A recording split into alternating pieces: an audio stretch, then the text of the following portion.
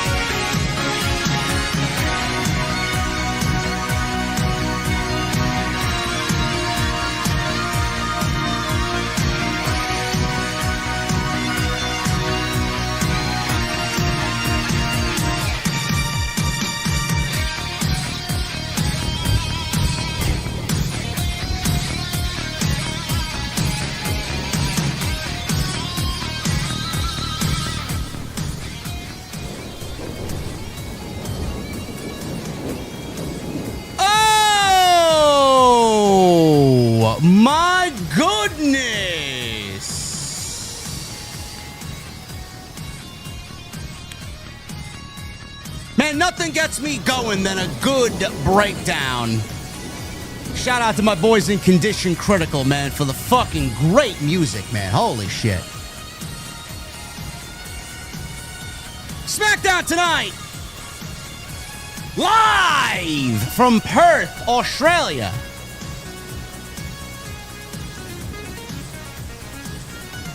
I got a lot to say about SmackDown tonight, man. It's funny how we mentioned what we talked about last week.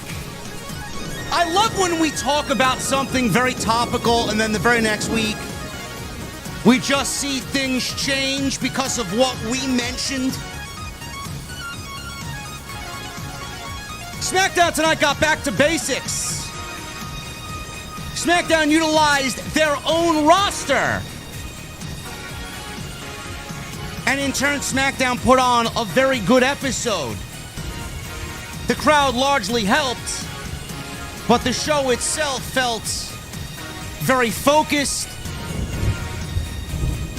And it forwarded some nice things as far as characters, and it gave us some good wrestling.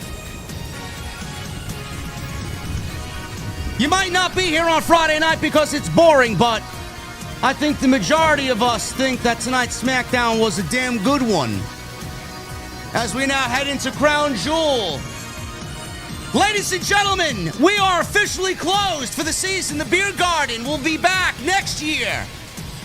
And tonight we're back with the fireplace going and the cocktails ice cold inside my mother's basement. And when I get there on this Friday night, I want to know, what the fuck are you guys drinking?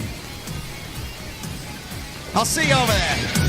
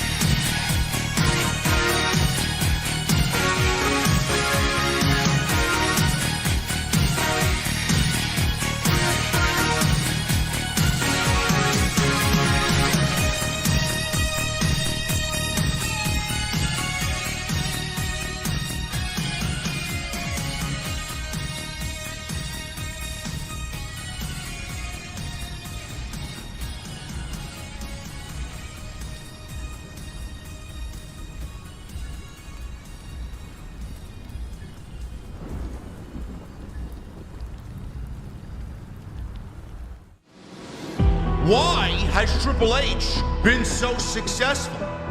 Why is Triple H running WWE better than Vince McMahon and Bruce Pritchard on Monday and Friday night?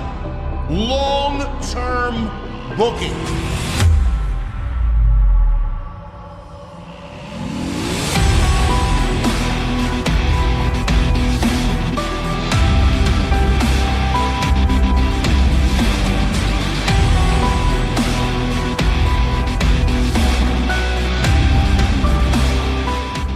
What is going on, guys? Thank you so very much for joining me right here on Off the Script. This is your Friday Night SmackDown Post Show for October 10th, 2025. I am your host, JD from New York, as always, coming to you live from the OTS venue inside my mother's basement.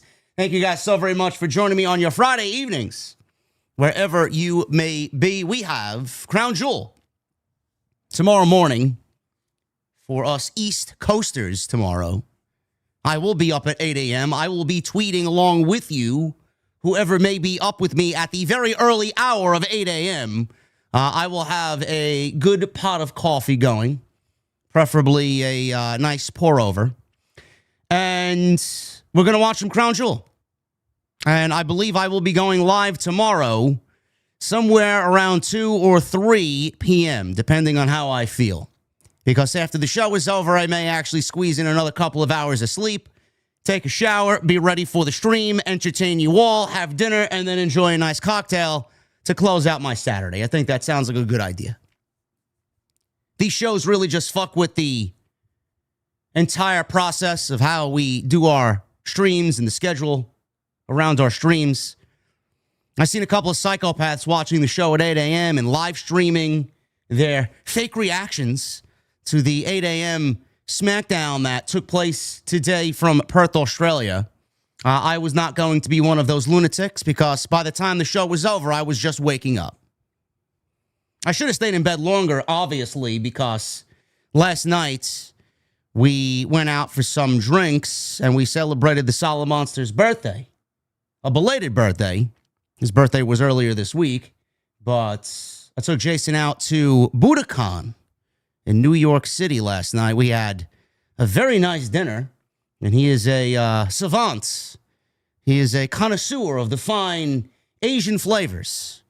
So we had a very good dinner, and then we went to a hole-in-the-wall cocktail bar that was very good, and I had never been there. I actually forgot the name of it, but it was definitely a vibe, and they made an excellent espresso martini. I don't know what Jason ordered, but it had a little green something on the top of it, and it was centered around gin. So we had a very good time tonight, so shout out to Jason. We love Jason. Always great to see him doing well and be in his company. And we'll be back at it for Tuesday Night Titans on Tuesday. Back to a normal time at 8:30 p.m. on Tuesday. Yeah, so Crown Jewel, you know, the shows, SmackDown, Crown Jewel, Raw is going to be in Australia as well. I'm not doing Monday Night Raw at 8 a.m. I'm going to wait till, like we usually do. We're going to watch it around 7, and then we'll probably go live around 10 on Monday. Like I was saying, these shows just kind of throw you off, especially with these really far out there shows like Australia. Like, I can understand Crown Jewel being in Saudi, 1 p.m., that's a decent time. But 8 a.m., it's a little off-putting, bro. But regardless, I think we've kind of nailed down the schedule for at least this week, and then we'll get back to business normally as we head into Survivor Series. But SmackDown tonight, I mentioned last week, and I made the whole opening monologue of last week's stream was, SmackDown is starting to feel like a PBS variety hour. It almost doesn't even feel like Friday Night SmackDown anymore. It's a little mix of Monday Night Raw. It's a little mix of NXT. It's a little mix of SmackDown, whatever they care to use coming off of Friday night. They were borrowing some of the larger talents. They were borrowing some of their star power from other shows to make do on Friday because in all that we've discussed, they just feel useless. They seem useless on Friday. They don't know what they're doing. They don't want to put any effort into it. Road Dogg apparently is spearheading Friday Night SmackDown creative. For what reason, I don't know. I don't know how much power he has. We all know that the end-all be-all ends with Paul Levesque. But with Road Dogg being the head of creative, I don't think that's worked out, bro. Nothing against Brian James, nothing against Road Dogg at all. Oh, you didn't know? Yes, I know. The show sucks. The show very much sucks. The rumor was that WWE wanted to get SmackDown back on track after just lazy, lethargic, apathetic booking. The show has been the worst television show, and Dynamite's been the dirt worst of the year. SmackDown was number 2. SmackDown was right behind Dynamite, and you don't want to be in that canoe paddling down the river next to Dynamite. You don't. So they surrounded Brian James with some fresh faces, some new faces to give this injection of life to SmackDown. It's funny how we read that this week when we did Tuesday Night Titans on Wednesday, and we talked about the creative scene on Friday Night SmackDown, and you know, how fresh, how new, how exciting is it going to be when Road Dogg and Paul Levesque are going to be the guys that settle on the creative? What new faces are going to be surrounded in this creative aspect around Brian James? How different is that going to be? When I said that it was a PBS Variety Hour last week, I was hoping that we'd see some change. Now, we can't get a sense of change after 1 week. That would be foolish to think that SmackDown is turning things around. No, we need a good month at least of examination under the microscope to figure out what SmackDown's doing with this new creative team. This week, they used nothing but their own roster. Cody Rhodes is on the show. We didn't see Seth Rollins in the vision. Jacob Fatu was on the show. We saw him and Drew McIntyre pick up their feud. The MFTs are all back together as a fearsome fivesome. Tama Tonga returned tonight, donning the Gorillas of Destiny face paint, as is the rest of the group. MFTs are back at full strength, and they set up a new program from what we saw with the Wyatt Sicks. Now, I don't know how interesting that's going to be, but the Wyatts and Roman, or the Wyatt family and Roman, Bray and Roman, they were bitter rivals. And at one point, friends. So there's a lot of history there with the Wyatt family and the Anoa'i family. So hopefully they do tap into that. We'll talk about that a little bit later. They set that up. We had a tag team title match tonight with the Street Profits and the Wyatt Sicks. Nakamura opened the show against Sami Zayn in the open challenge for the United States Championship. Both of which, by the way, Nakamura and the Street Profits got their old theme music back. No more of this mix-mash garbage from Def Rebel. Nothing that sounds like Nakamura, but it really isn't Nakamura, or whatever they had the Street Profits coming out to. Done. Street Profits got their old NXT Black and Gold theme back. Nakamura got his old NXT Black and Gold theme back. I don't know what that means, but we'll go over what was reported today by the fine folk over at WrestleVotes. That was a nice thing to see. That's something that the fans have been wanting for months now. And WWE, hopefully, is turning a corner in that regard. And we had a main event, a great main event, by the way, with Aleister Black and Damian Priest. Last man standing match. They did everything possible to show the brass management that maybe they belonged on the Crown Jewel card as well on Saturday morning. I don't know why we're sticking with 5 matches. I hate 5-match PLEs. I do. This is the main roster. 5 matches were perfect for NXT TakeOver. Smaller roster. Everybody was fighting for that spot. Can't give it away. You got so many more talents that you're not even tapping into and utilizing. 5 matches looks bare. It's bare bones. 6 matches should be the absolute minimum on these shows. Aleister Black and Damian Priest proved that they should have been on the Crown Jewel card on Saturday. Great last man standing match. Great TV main event where we saw Aleister Black paired off with his real-life wife, Zelina Vega. It's about time we got that pairing on television.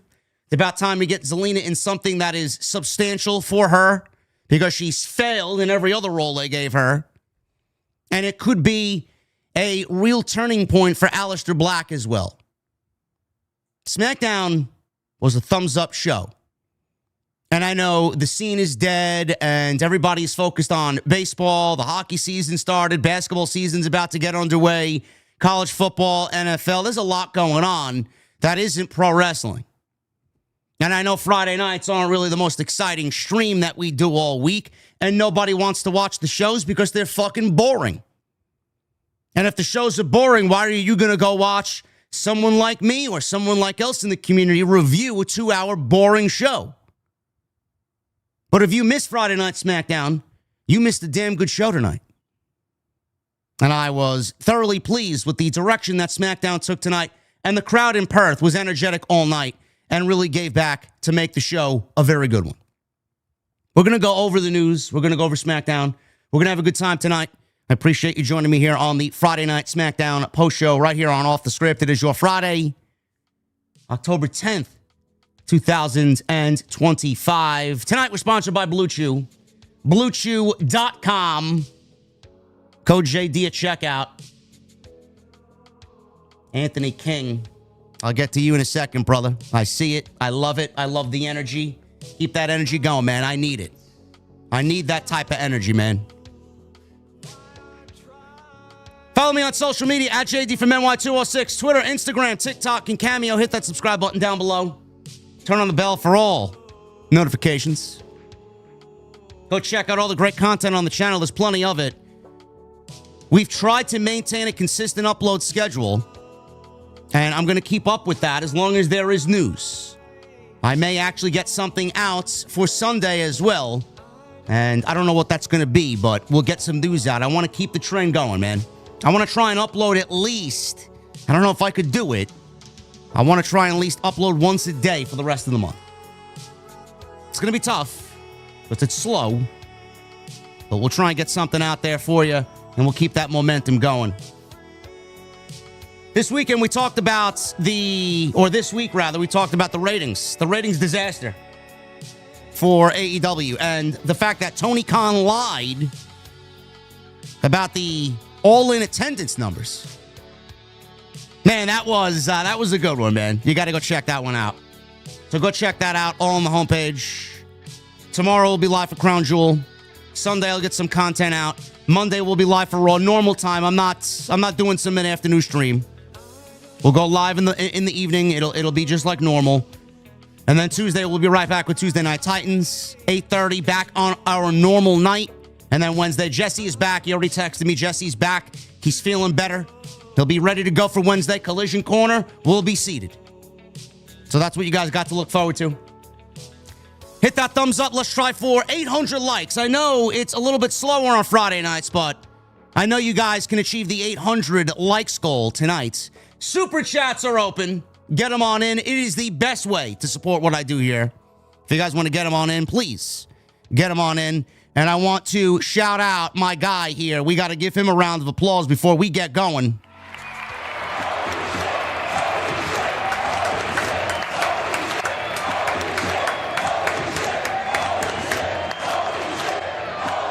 Anthony King with a $100 super chat. He says, love you, JD, and the OTS squad. Anthony King, I love it, brother. Thank you so very much. And if you got a problem with that... And of course, if you're not down with that, we got 2 words for you. Thank you, brother. Thank you for being here, and thank you for injecting some energy into this Friday night stream. Thank you guys very much. And make sure you guys go check out my sponsor, Blue Chew. BlueChew.com, code JD at checkout. We'll talk about my friends over at Blue Chew a little bit later on in the show. There are a couple of pieces of news I want to go over. This will be like a mini extra on top of the SmackDown stream that we normally get into tonight. I got to cover this because this is just peak comedy. Peak comedy hour. Mercedes Moné adds a 10th championship, folks. 10 championships.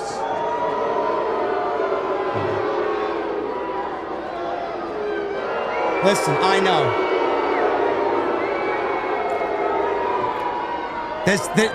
There's nothing I can do about that, bro. There's nothing I can do about that. Literally nothing I can do about that. She added a 10th championship tonight, folks. She added 10 championships to her collection, and in doing so has tied a long-standing record in professional wrestling. Today in Denmark, Moné defeated Aleister Inc. to win the Body Slam. Who? Does she have a squid gimmick? Aleister Inc.? Is she an author? Does she like pens? Is she a savant in the ink industry? What is... Does she work for a printer company? Who is this Aleister Inc.? I don't know. To win the Body Slam Women's Championship. Who?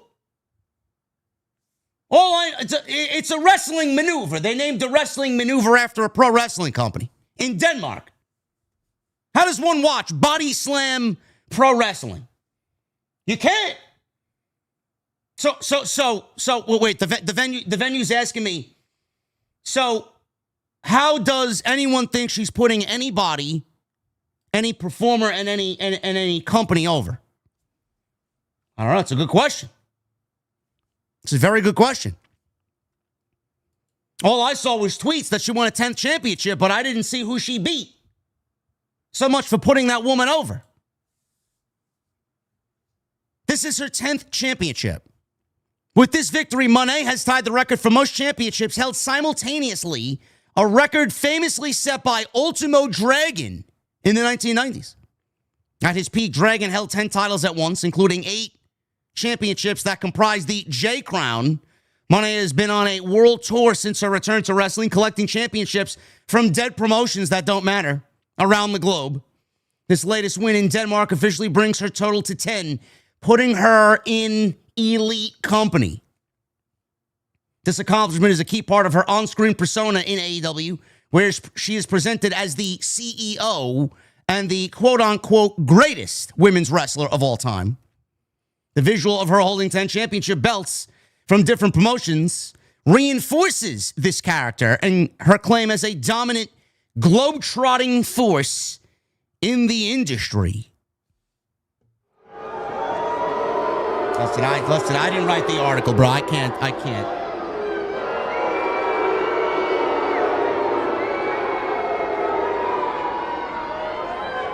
What are you booing me for, man? I didn't write the fucking article. Jesus Christ.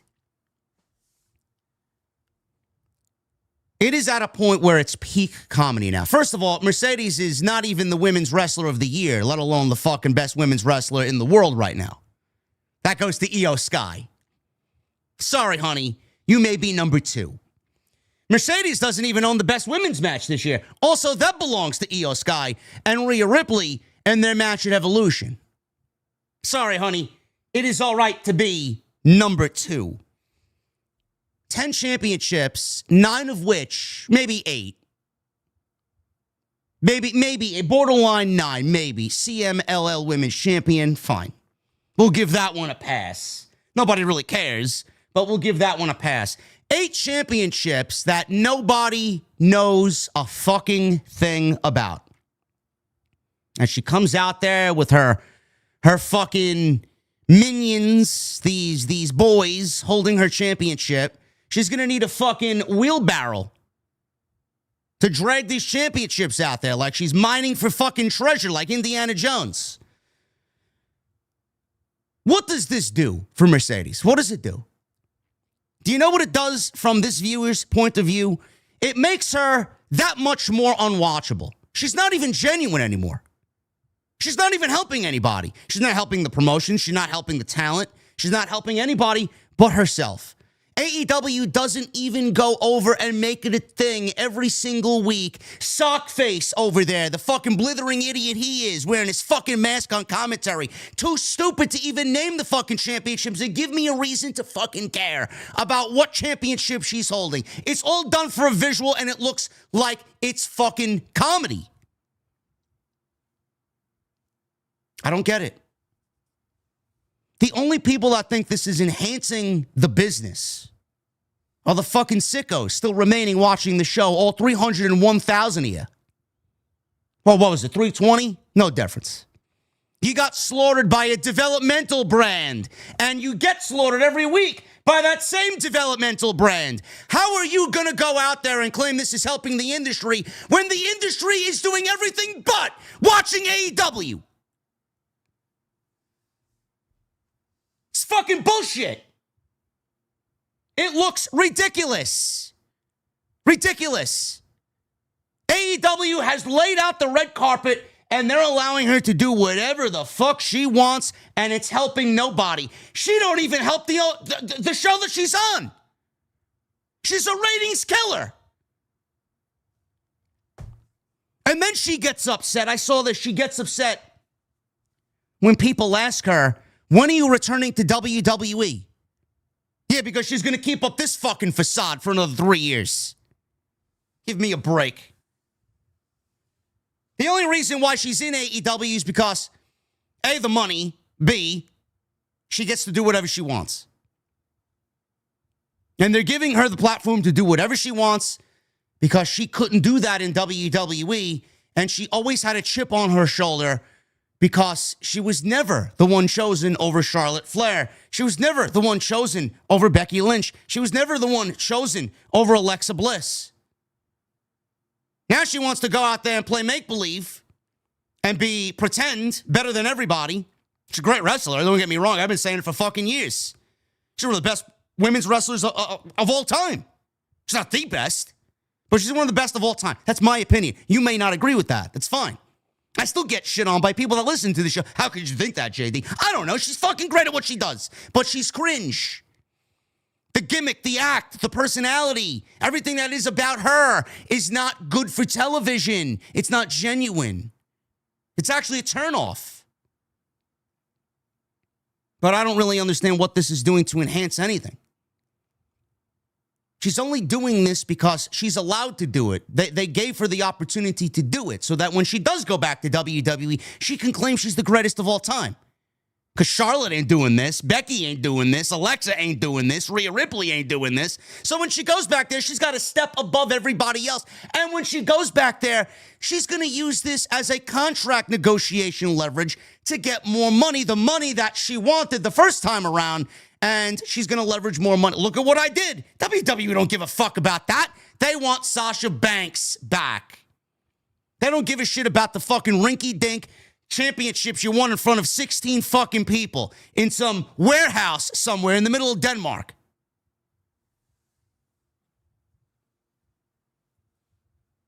All this, and still, she doesn't own Match of the Year. All this, and she still doesn't own Wrestler of the Year. Sorry, Money Crew. Kleenex is on sale at Stop and Shop here locally. 2 for $4. I'll go pick you up a couple of boxes. The other piece of news I want to go over today is what we saw tonight on SmackDown. This is coming from WrestleVotes. Apparently, WWE superstars may be getting their old themes back. Shinsuke Nakamura answered the open challenge for Sami Zayn. He came out to his Rising Sun NXT Black and Gold theme, which, let's be honest, is one of the greatest themes of all time. It is such a banger fucking theme. All those NXT themes were great. Baron Corbin, Bianca Belair, Shayna Baszler. Everybody from Black and Gold. Johnny Gargano. Everybody had a great fucking theme song. Bobby Roode. Oh, God, what they did to theme music, man. Street Profits were another act tonight that got their old theme music back. Their Black and Gold theme. No more of that stupid Def Rebel AI-generated slop. This report came from WrestleVotes. Shout out to WrestleVotes, always on point with everything. They shed some light on the recent trend of WWE superstars reverting to their older, more popular entrance themes. According to the report, which was released this morning, several superstars have been requesting music changes for some time now. And the company has begun to grant some of these requests, as was evident by tonight's SmackDown. Nakamura, Street Profits are only the beginning. The report also specifically names Sheamus and Drew McIntyre as two of the outspoken names who have been pushing for a change, a sentiment that has been echoed by fans on social media for months. Sheamus' theme is fucking terrible. I mean, all it sounds like is ChatGPT generated. I need a theme music for a 260-pound brute Irish wrestler known as Sheamus, who's pasty white and has red hair. And that's what they spit out. As generic and stereotyped as possible. Now, Drew McIntyre's theme, I think Drew McIntyre's theme is all right. It's been with him for so long because, let's be honest, nobody expects them to go back to his actual theme. I'd love to see it. I mean, if that's the case, man, holy shit, does that enhance him completely? But Drew McIntyre and Sheamus are two guys that have been outspoken. I know there was a report that Randy Orton, WWE advanced Randy Orton on some new theme music, and they got some new theme music ready. Randy heard it and said, I'm not taking this shit. I'm not walking out to this shit, man. You're keeping me with my actual fucking theme. So some of the upper elite guys have absolutely turned down new theme music from Def Rebel. They are fucking, and I mean with a capital F, fucking awful. Are they even musicians? I don't understand how they are even a thing or in business. Time will tell if all these requests are eventually granted. The move is seen as a positive one by many fans who have often a strong nostalgic connection to the theme music that was used during a wrestler's most popular or successful periods. On the most recent episode of SmackDown, like I said, Nakamura and the Street Profits came out to their old themes. Entrance music, the report goes on to say, is a fundamental part of professional wrestling and a wrestler's identity. A great theme can help define a character, connect with an audience, and create an immediate sense of excitement in the arena.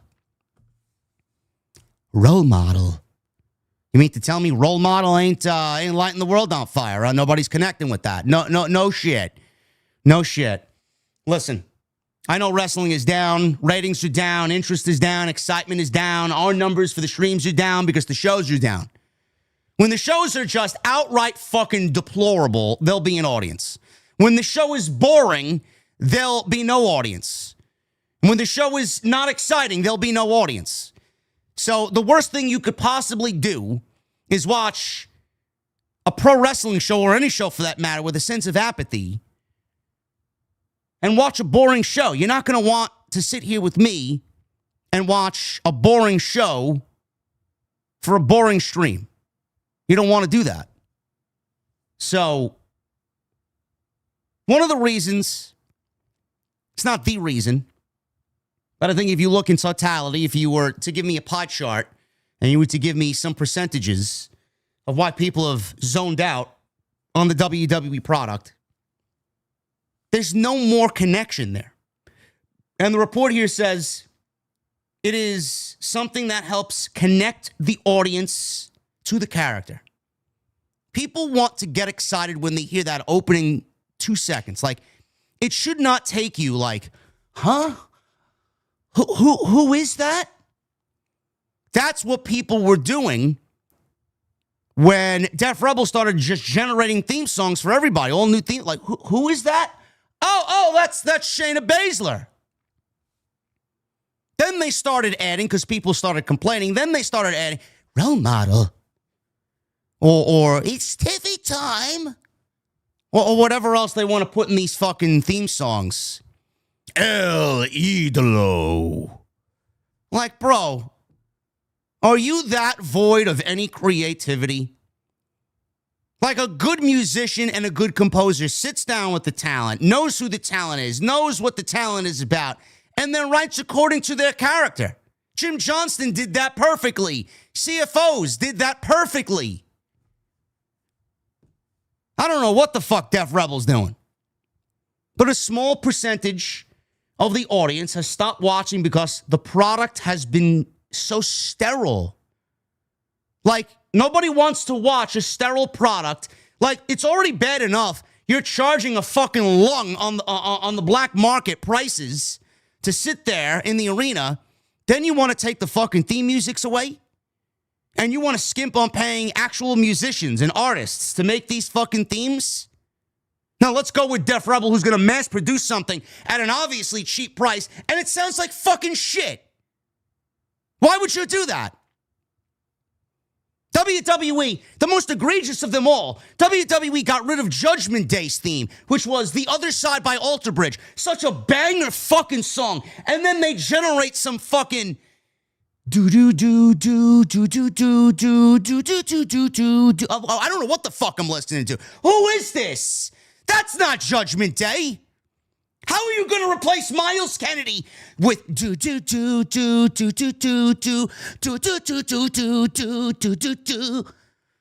What is that? I don't give a fuck how much it costs. Pay! You're raking in all this money. Where's the money going? Pay the artists or pay someone that knows how to write a fucking song. Ridiculous. Jim Johnson's in his fucking late 70s. He write fucking music around these guys in circles.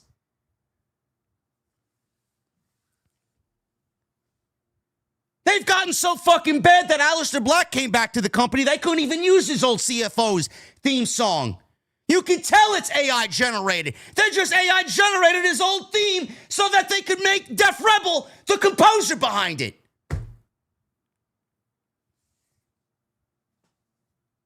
Dog shit. If WWE wants to get back into the good graces of the fans, they need to start being a little bit more real. They need to start being a little bit more natural and organic. You've sterilized the entire fucking product with no storylines, boredom, and then AI-generated fucking slop for themes. Go back and listen to NXT Black and Gold in its glory days, man, and then listen to the shit that we got now. Hopefully this is a change for the better. Hopefully this is a change for the better. If I see Drew McIntyre come out to his old theme music, man, my God, can you imagine? You want fans to come back? That is what's going to bring them back. A connection. How is this product connecting with anybody? I am an AI-generated bot who creates WWE theme songs. I have no personality, and I want to drive the active audience away by AI-generated slop. I am the future of the business. Fuck CFOs.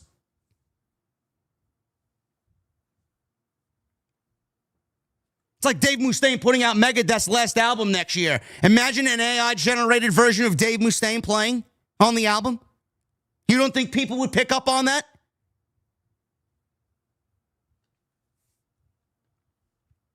Ridiculous.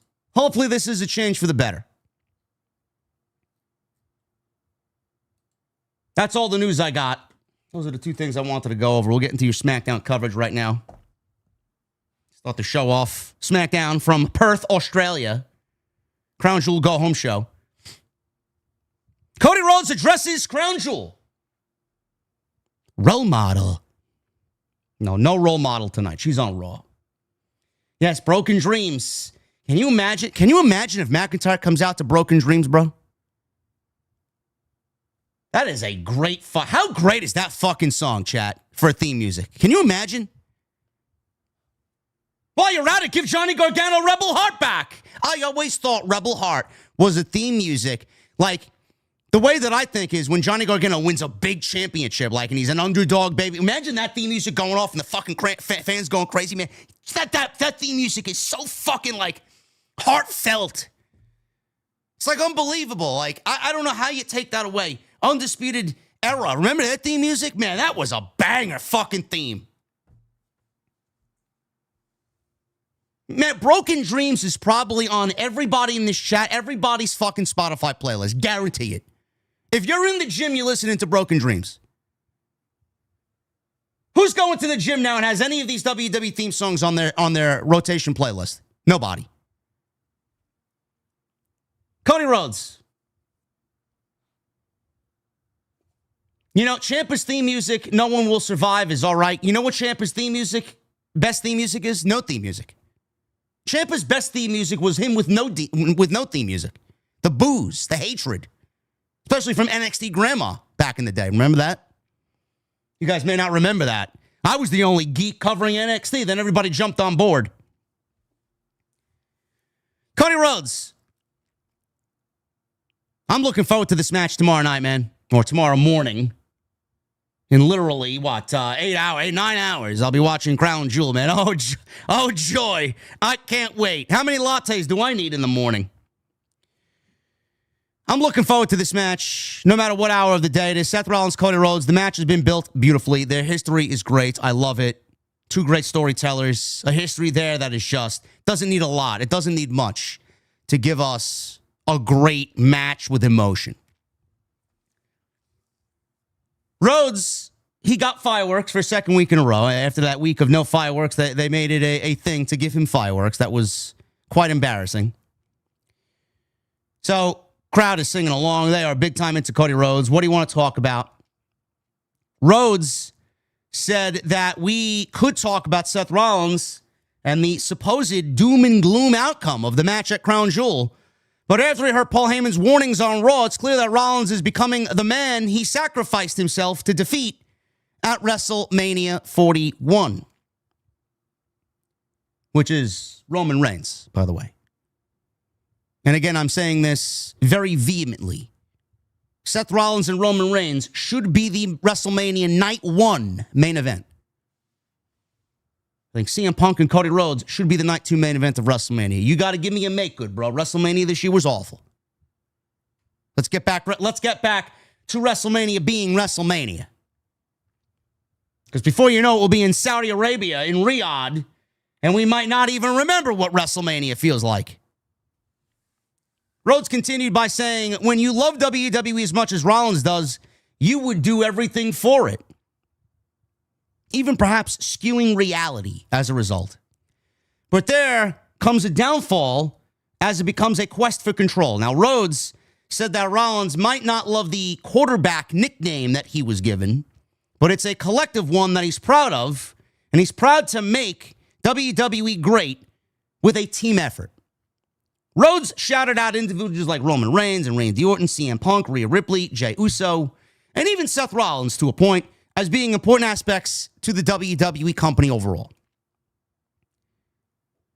Crowd began chanting, Seth's a wanker. So Cody had a good laugh at this. He threw the microphone to Michael Cole. He wanted Michael Cole to reiterate what the crowd in Perth was saying. Michael Cole refused to say it, so he gave Wade Barrett the microphone, and he said, Cody, I just want to make you aware that the crowd is chanting, Seth is a wanker. I laughed at this. I thought it was genuine and heartfelt, and he just sensed everybody was having a good time. Now, while Cody threw the microphone to the commentary team, there was one thing I noticed. I don't know if you guys were noticing this along with me. WWE has the faceplate of the commentary desk. And normally it's whatever the show is. Like if it's Raw, you'll see the faceplate of the commentary table, that little plastic piece, that elongated plastic piece. Monday Night Raw, NXT, SmackDown, whatever PLE they're showcasing. Tonight on SmackDown, it looks like they forgot to replace the front end of the commentary table with the SmackDown logo. And when Cody threw the microphone to the commentary team, it was clear as day visible that they had the main event. You know, the Hulu show, their C show, main event, table cover on the announce table. Now, I don't know how something like that just gets overlooked. I don't know who was late in changing the fucking front end of the commentary table before the show started. But something like that should be an easy fix, bro. Like, why are you going to let something like that slide to get in on national television when we know this is Friday Night SmackDown and not main event? Aesthetically, it looks like your amateur hour. You would expect more from a WWE. I would expect something like this from Dynamite because they're an indie fucking mud show, piece of shit show. But WWE, this is the big leagues, bro. We can't be making amateur mistakes like that. So Rhodes says that if the world did revolve around Rollins, what did that mean for him? He said that in this hypothetical world, this still meant that Rhodes would remain the one man that Rollins just simply cannot defeat.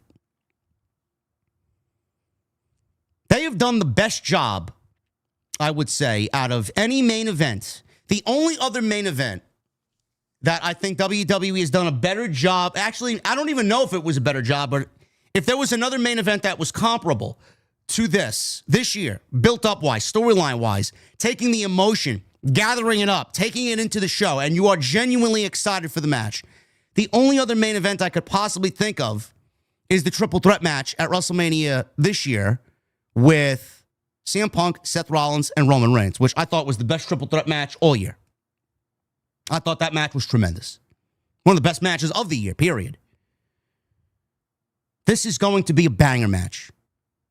And I don't know what is going to happen because they did show a clip.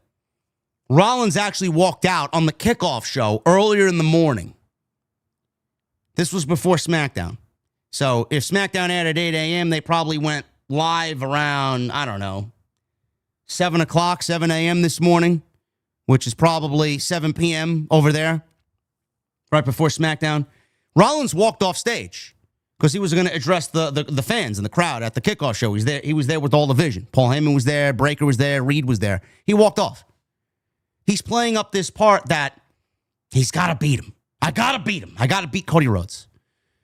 Paul Heyman knows that Rollins is suffering mentally right now. He's beating himself. And I'm sticking with my guns. I think Paul Heyman is going to make the plays. I think Paul Heyman's going to pull the strings. I think Paul Heyman's going to get the win for Seth Rollins because Seth Rollins can't get it done on his own. And Paul Heyman knows that. That may actually drive a further wedge between Seth Rollins and Paul Heyman because Rollins is not asking for Paul Heyman to basically hand him the win, but Rollins is not thinking as a leader right now. Rollins is thinking very selfishly. He's thinking for himself. He's not thinking about the vision. His vision is himself. His vision is beating Cody Rhodes. His vision is not about propping up Braun Breaker or propping up Bronson Reed. He has problems. One of his problems is Cody. The other problem is Roman Reigns. He's always going to be in the shadow of Cody. He's always going to be in the shadow of Roman Reigns, and Rollins can't handle that. The way that they've told this storyline has been beautiful so far. This is exactly what WWE is missing, but Rollins and Cody are not on the same show, and normally the Crown Jewel matches are largely a waste of time. WWE was very fortunate this year that they landed with Cody Rhodes as the WWE champion, Seth Rollins as the world's heavyweight champion, and the fact that we have champion versus champion now every year. I hate it, but they are very lucky that they landed with both Cody and Seth Rollins as both brands world champions because their story is so easy to tell that you could tell it as if they're actually on the same brand and they're operating as the two top guys on their respective brands individually. That's what makes this match so great. It's as if they are on the same show and they're not because their story is so fucking vast. It's so deep. It's so rich and so emotional.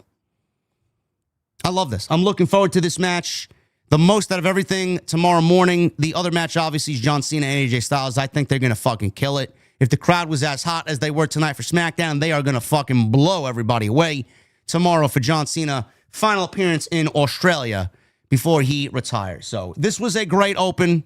A little comedic that they had the main event nameplate or the faceplate on the commentary desk, but a little oversight there. Nothing that's going to make or break the show. Backstage, Stephanie Vaquer was being approached by Chelsea Green. Chelsea wanted Stephanie to join her secret Hervis and be a slagent. I don't think we need Stephanie Vaquer to slay in the secret Hervis. I think she does that on her own. So she started talking trash to Tiffany Stratton, who was not there. Tiffany shows up. She overhears Chelsea. She gets nervous. She leaves. Stephanie takes the flyer and throws it away because she wants nothing to do with Chelsea Green. So Stephanie said that she'll be on the same page with Tiffany tonight. We're going to win. I got your back. I know you got mine. Tomorrow, I'm going to beat you for the Women's Crown Jewel Championship. Tomorrow, it's on. Tonight, we're partners. Tomorrow, it's on. Should be a good match, but there's nothing there. There's no heat there. No story there. So that match is largely going to be judged around how good the in-ring action is because the story around that is virtually non-existent. Cody Rhodes. He was walking up and approached Jacob Fatu when he walked in the back. He said once that Rhodes is done with his Crown Jewel business and Seth Rollins, he wanted to be next in line for the undisputed WWE Championship. And he eyed the belt for several seconds. Nick Aldis approached Fatu and said he wanted to discuss something with him. As Aldis left, Drew McIntyre attacked Fatu, and he beat the shit out of him right there, threw him into some production crates, and he told him You thought you were going to big league me and get away with it? You ain't getting away with that. This is exactly what was coming to you. A Drew McIntyre, Jacob Fatu feud? You want to get interest on SmackDown, it's a great way to start. And the interest there with Jacob Fatu eyeing Cody Rhodes and the WWE Championship, I don't know what that means. Cody Rhodes also mentioned that he's now embroiled in this Vision feud with Seth Rollins, and he needs to be the one to eradicate it. I don't know if Cody Rhodes is going to be on Team War Games. He could. But then you're just taking the WWE Championship away from being defended for a second straight PLE. I don't know if you actually want that. You want both champions in the War Games? Because Seth Rollins is going to be in the War Games. He's the leader of the Vision. I think Randy Orton, Drew McIntyre, and Cody Rhodes in a triple threat match sounds good for the Survivor Series for the WWE Championship.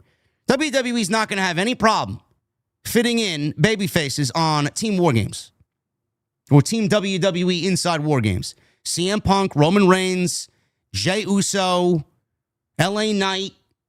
We could get Jacob Fatu in there. It could be the Usos and Jacob Fatu, CM Punk and Roman Reigns. It could basically be the fucking bloodline all over again. And CM Punk, he's just there naturally this time because he's been feuding with Rollins. Nobody asked him for help. This is his battle.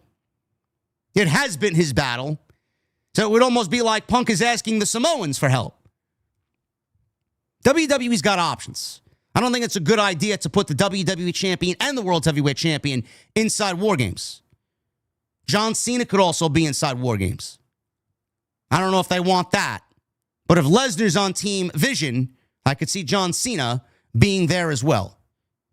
That would be a great way for John Cena to get some revenge on Brock Lesnar for what happened at WrestlePalooza. Now, if you're Dave Meltzer, who put out a report, apparently Dave Meltzer said the War Games teams are all set. Major Survivor Series War Games revealed. Major plans for War Games revealed. Now, it's going to be the Vision, and it's going to be a collection of babyfaces. The babyface team, according to Meltzer, please take this with a grain of salt, folks, please. CM Punk, Roman Reigns, Jacob Fatu, Jey Uso, and a fifth mystery partner to be determined. Now, we don't know who that could be. It could be Jimmy Uso. It could be LA Knight. We don't know. Meltzer notes that Jimmy Uso and LA Knight are two leading candidates for that spot. They will reportedly face Seth Rollins, Braun Breaker, Bronson Reed, Brock Lesnar, and Austin Theory. So we actually might see a new member of the group unveiled tomorrow morning at Crown Jewel. And the leading candidate for that is Austin Theory. But my question is, if you have Brock Lesnar in there, why would John Cena not be a part of that? If you have Austin Theory in there, what makes him better than a Drew McIntyre? Don't you want Drew McIntyre in the same match alongside Jacob Fatu if they're feuding? Drew McIntyre's got history with everybody on the babyface team. He's got history with Fatu. Right now, he's starting something with Fatu. He's got history with Roman Reigns. He's got history with CM Punk. What makes Austin Theory the best candidate for this match? I'm not saying don't add him to the Vision. Do it after Survivor Series. What makes Austin Theory a better fit than Drew McIntyre? I don't get it. Everybody should want to take out the Samoans. Everybody wants to take out Roman. That was Drew McIntyre's thing before. They had him in a feud with Damian Priest going into WrestleMania. They just dropped it. But that Samoan hatred has always been there. I don't know if I believe Meltzer. I think Meltzer's been given bad information. He's been given bad information a lot of times. So I don't know why anybody would believe that this is the way War Games is going to end up. Sounds a little odd. That's what I would do anyway. I would not include Austin Theory in there. I think that's a weak spot. I mean, look at the fucking babyface team. You're going to put Austin Theory alongside all these other, he's going to stick out like a sore thumb. Why don't you just wait till after War Games? Or maybe have him be the new member at War Games to give them the advantage, maybe, in the match. Have him sneak in there somehow. The women's War Games match, apparently, is still taking place this year. Babyface team is slated to be AJ Lee, Rhea Ripley, Charlotte Flair, Alexa Bliss, and Io Sky. They will reportedly face Becky Lynch, Asuka, Kairi Sane, Nia Jax, and Dave Meltzer says NXT standout, Lash Legend. I don't know how she gets in there or why she would be in there. Second of all, do we really want to put Nia Jax back in a fucking War Games after what we saw last year? If they put Nia Jax in there, you absolutely should not and cannot have her as the Iron Woman of War Games. I don't do a women's War Games. I don't. I don't know why we do War Games and have it just feel like, hey, man, I got to do one for the women because I'm doing one for the men. That's the only reason why they're doing it. You're bunching up all of these issues and just putting them into War Games. War Games works better when it's faction versus faction. I don't know what any of these women have to do with each other outside of AJ has a problem with Becky Lynch. Asuka and Kairi Sane have a problem with Rhea Ripley and Io Sky. And where the other ones fit in, I have no fucking clue. What does Charlotte Flair and Alexa Bliss have to do with anybody on the babyface team? What does Nia Jax have to do with Becky Lynch, Asuka, and Kairi Sane? He's just throwing women in there for the sake of throwing women in there. But JD, just enjoy it, JD. No. It's bad enough they don't shed blood in any of these matches. How could you call it War Games and then not shed blood? I'm tired of the fucking generic plunder. Oh, here's a kendo stick. Oh, here's a chair. Oh, here's Io jumping off the fucking cage with a trash can. We've seen it every War Game she's been in. She's been in every one of them.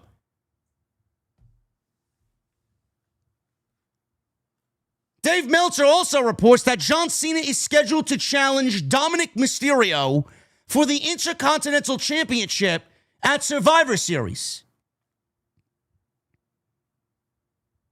I don't see how you give John Cena an IC title match and then not have him win it.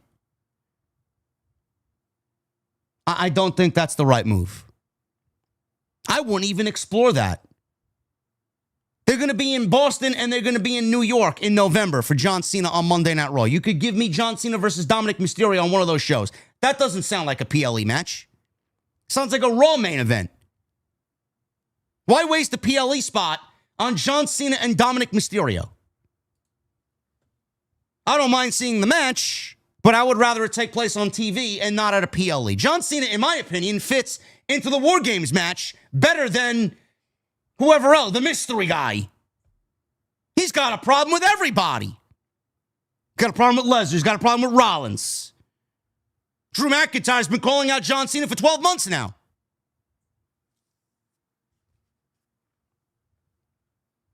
I don't know, man. We'll see. Dave Meltzer was on something today, man. Somebody must have fed him some information. He's like, I got to get it out there. Let me get it out there before Sap corrects me. Nakamura, Sami Zayn, U.S. title open challenge. This was good. I didn't expect this to be better than their TakeOver Dallas match, which was a classic. WrestleMania 32 weekend, tremendous match. I thought this was good. Sami Zayn in this U.S. Open Challenge, man, I'm hoping WWE is going to tell the story of Sami Zayn kind of slowing things down a little bit, getting hurt, losing steam, coming close to victory, whereas it started off great. Now he's barely getting victories and he's barely putting up those W's. And then ultimately, Obafemi takes the title from him, and then we move on to a brand new year with Obafemi as the United States champion. We got some nice chain wrestling here. right at the top. Nakamura got a little bit of an advantage. Boot to the face. Leg drop on Sami. Sliding German suplex takes us into the first commercial break. Chat is saying Wes Lee got released? What? Let me see what's going on there, man.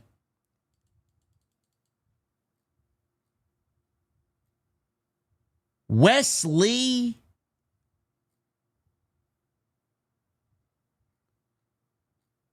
Is that legit, chat? Yeah. Yep.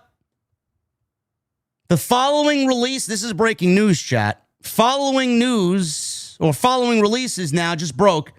Wes Lee, Stevie Turner, Lance Anoa'i, Jin Tala, who I believe was on WWE LFG, Draco Knox, Hayes Jameson, Summer Sorrell, BJ Ray, and Jamar Hampton all released. And how do you let Wes Lee go, bro? Most of them are LFG names. I mean, it's not really that big of a deal. Wes Lee's gone? I mean, that's not a make or break situation there, but man, Wes Lee is way too good to be on a list of cuts, bro. Like, I genuinely don't know how you don't use him on the main roster, man. I don't get it. He'll be right back with the Rascals. I think their deals are up at the end of the year for TNA as well, I read today. That's ridiculous. That is ridiculous. Like, Wes Lee is legitimately fucking great. And he had to go at it alone when they wrongfully fired his tag team partner because his ex-partner, his whatever relationship he was in, I forgot who she was, psychopath. Tried to blackmail him. Ruined his career. Thank God he got back on his feet. And Wes Lee had to go at it on his own.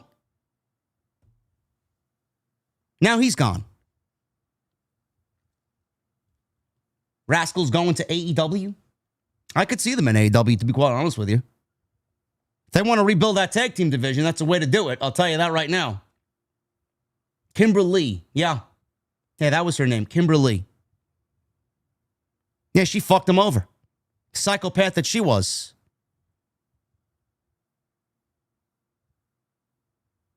I don't know, man. We'll see what happens there, but he'll land on his feet. Yeah, he was a very good North American champion, bro. He was. I'm sorry to hear that. That's ridiculous. Rascals are great.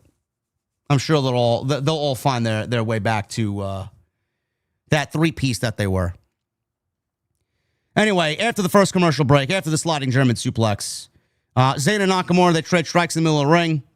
Nice vertical suplex by Zayn on Nakamura. Nakamura, he starts coming back in this thing. He teed off on Sami Zayn with some strikes and enziguri. Zayn stunned in the corner. So Nakamura follows that up with a heel kick to the face. And he got a near fall off the big kick. Nakamura maintains his strong style assault here on Zayn until a clothesline turns him inside out. It's kind of tough to turn Nakamura inside out with a clothesline, man. He's just so stiff. Zayn headed up top.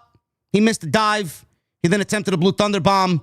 He gets caught. Patented spinning kick by Nakamura right to the face. Nakamura had Zayn dead to rights here for a Kinshasa. I can't even say it. Kinshasa. But he got countered into a Michinoku driver. After pinfalls were traded, Zayn connected with the Exploder suplex in the corner. And it looked like he was about to deliver the Haluva kick in the corner. Nakamura avoided it. He went up top. Diving kick to the back of Zayn's head. And we go into another commercial break. So this match got 2 commercial breaks. Once again, we come back. Zayn and Nakamura in the middle of the ring. More strikes. Zayn attempted a Blue Thunder Bomb. That was countered into a modified Kinshasa to the back.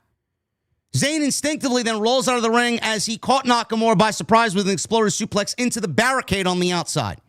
Zayn hit a haluva kick before he threw Nakamura back into the ring, beating the count of 10. Zayn tried to get back in the ring. Nakamura caught him by surprise with a big sudden kick to the face, near fall.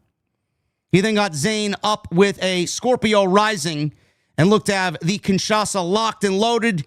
He was about to hit it, and then a hooded man pulls Nakamura out of the ring and throws him over the barricade, and we get a disqualification. Bell quickly rings.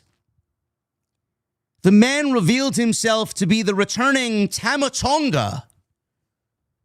And we got Tama Tonga back, and you know Tama Tonga.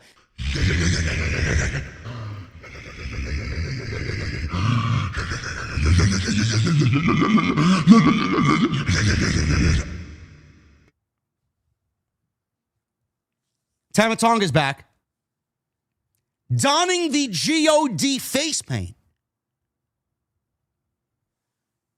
Other members of the MFT surround the ring, and they're also wearing the Gorillas of Destiny face paint.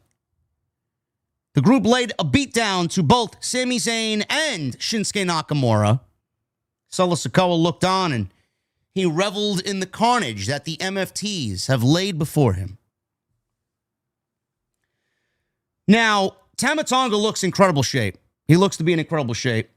Awesome. I like the aesthetic. I like the aesthetic of Tama Tonga and the rest of the group going back to their roots, per se, with the Gorillas of Destiny facepaint. I think it's a great look. It gives them a little bit more of an aesthetic look instead of these generic guys out there with no real character. The one thing that we need to do is understand who they are.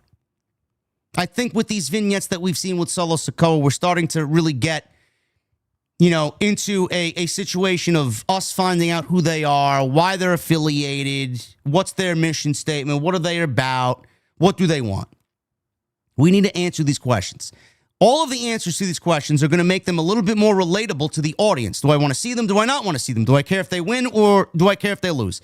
We got to give the fans a reason to care for all these guys. Because let's be honest, who is JC Mateo? Who is Tangaloa? Who's Tama Tonga? Who's Tola Tonga? Like, who are they? We know who Solo is. He's the brother of Jimmy and Jey Uso. The other guys, we have no fucking idea who they are. All we know is that they are in a group together. So aesthetically, they look great. And this is where the pessimist in me comes out. I'm a little skeptical here. Is the face paint going to be enough? Is the aesthetic look, the aesthetic addition of the face paint going to be enough to override and overlook the terrible booking, the boring booking that we've seen in regards to the MFTs? I don't give a shit how they look. I just don't think the fans are going to be interested in how they operate as a group because of their cool-looking face paint. You got to show me. We've had months of this group ruining Friday Night SmackDown. Like, there was a point where the show was fucking drowning and nobody wanted to watch it because it's the same shit. You want me to forget all that because, oh man, they got face paint on. Let me fake react. Wow! Oh my God, JC Mateo! He's got face paint! Chat! He's got face paint! Oh my God! No. No, we're not going to do that. You got to show me, bro. You got to show me not aesthetically. You got to show me by giving them a fucking storyline that's cool, that's fucking, that fits their character, you know? I don't know. We'll see. Shinsuke Nakamura Sami Zayn beat Shinsuke Nakamura via DQ. Or was it, Nakamura beat Sami Zayn by DQ. They attacked Nakamura. So Sami Zayn lost by DQ, and he retained the United States Championship. I don't know if they'll get a rematch out of this. I don't really care to see it again. But Sami Zayn, the U.S. Championship Open Challenge has been a bright spot on a 2-hour SmackDown. Backstage, we learned that next week, Drew McIntyre and Jacob Fatu will go one-on-one. They're in Australia already. Why don't you make it for the PLE? Drew McIntyre versus Jacob Fatu. Crown jewel. This company's allergic to having 6 matches on a PLE. Stephanie Vaquer and Tiffany Stratton versus Guilia and Kiana James. This was not bad. Crowd was somewhat into it. But this was the weakest the crowd was all night. Now, Tiffany gets a great reaction no matter where she goes. People love Tiffy time. Stephanie got a nice reaction. Guilia, even in this climate, still gets lukewarm reactions. I don't know why. WWE's got to do a little bit more to prop her up, man. Kiana James did not look bad. I will say Kiana James definitely looks the part for WWE. Aesthetically, she looks the part. We got to tie everything together. I think she's got a nice attitude. I think Kiana James, one of the things about Kiana James that I mentioned when I was watching her growth in NXT is that she's not afraid to get in there and do business. Like, she's genuinely one of those girls that will get in there and fucking wrestle. And that was one of the things I picked up on very early about Kiana James. She did that here tonight as well. Now, I'd like to see a little bit more serious side to Kiana James. She comes out. She looks like the sexy businesswoman with the big bag. She's got the short skirt and the fucking secretary glasses. I get the look that they're going for. But when all that stuff comes off and she gets in the ring, I'd like her to be a little bit more serious. I think that's when she was really kind of thriving on NXT. Now, I don't understand the pairing with Guilia. It's just fucking weak. It don't even fit. It's just so out of left field. Like, Kiana James and Guilia, they're not one and the same. Like, Kiana's not over enough to make Guilia important, and nobody cares about Guilia to make Kiana James stand out. Like, they're both relatively unknowns. Like, nobody cares about either one of them. And you're putting 2 characters together that nobody cares about, and what good are either one of them going to do for one another? I don't know if WWE really thought that out. She's a lawyer. Whatever she is. Lawyer, secretary, bookkeeper, whatever. Doesn't matter. She's a lawyer. Like who? Frank the attorney? You get Frank the attorney and Kiana James in the same room. Let's see who could out-lawyer who. Rawr! I'll take Kiana James just based on look. I want her representing me, not the fucking animal. And we'll pick it up after the break. James retreated, tagged in Guilia after a devil's kiss by Stephanie Vaquer. We got the devil's kiss really early on. By the way, there was a sign in the crowd that I had to call attention to. It said, please merge or please unify. It said, please unify the tag team titles. I don't know who you are, but if you're watching the show, you were the MVP tonight. Come back from the break. Guilia throwing Stephanie Vaquer into her team's corner, so they isolated Vaquer on their side of the ring. Guilia was the legal woman here. Quick tags to Kiana. Julia's back in after some quick tags. Drop kick for a near fall on Stephanie. Vaquer managed to kick Guilia aside, which gave her the space to make a hot tag to Tiffany. She came in, unleashed her offense on Kiana James. Somersault clothesline into the corner, followed by a Alabama slam for a near fall. Stratton stunned Kiana into the middle rope and looked to have a big attack coming, but Guilia created a distraction as she entered the match with an arrivederci knee to Tiffany Stratton. Guilia then connected with a Northern Lights bomb. Stephanie broke up the pin. Things are breaking down here. Stratton with a big slam on James. Vaquer entered with a tag. Vaquer connected on a modified version of Angel's Wings. Guilia broke up the count. Stratton with a blind tag. Vaquer came off the top rope as Tiffany tagged from behind. She jumped onto Guilia, did Stephanie. Back in the ring, Stratton finished off James with a rolling Death Valley driver or rolling senton. And then she went up right away for the prettiest moonsault ever, the PME for the 1, 2, 3. So the baby faces win here. They did indeed, chat, coexist, pal. And now they won't coexist because they'll be opponents at Crown Jewel tomorrow morning. It's fine. Nothing really to explore here any further. But I still don't get what Kiana James and Guilia are doing together. I don't get it. She's starting her own stable. Are we going to add more ladies to the group?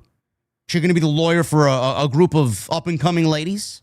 Let's get Kiana James over so that the rest of the fucking group could benefit. Zarya and Sol Ruka, they were chatting amongst themselves, and Charlotte Flair and Alexa Bliss appeared. Boy, did they cool off, huh? Remember, Charlotte was gaining all that momentum as this newfound babyface, and we were all talking about Charlotte having fun and teaming with Alexa Bliss and how this is a good deal for both of them because it keeps both of them out of the women's championship title picture. Now they could barely find TV time.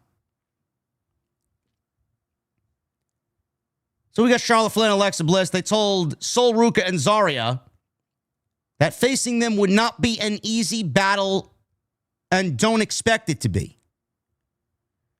Now, Sol Ruka had been arguing, you guys were once in our shoes. You were once in our position.